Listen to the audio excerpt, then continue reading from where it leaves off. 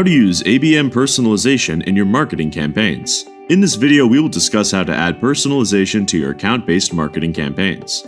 Today, many B2B marketers are faced with the struggle of getting optimal ROI for their content. In fact, approximately 92% of marketers in the B2B space believe account-based marketing is one of the most critical aspects of marketing. To keep up with the ever-changing demands of customers and clients, B2B marketers must adapt to a strategic account-focused marketing plan.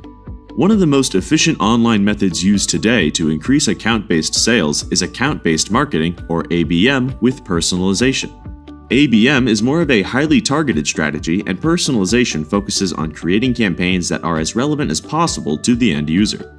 When it comes to content personalization, different levels must be considered. Based on the accounts you choose to target, you will need to decide which level of personalization to apply.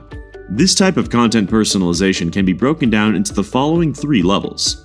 Level 1. Messages are highly customized and focused on offers of higher value.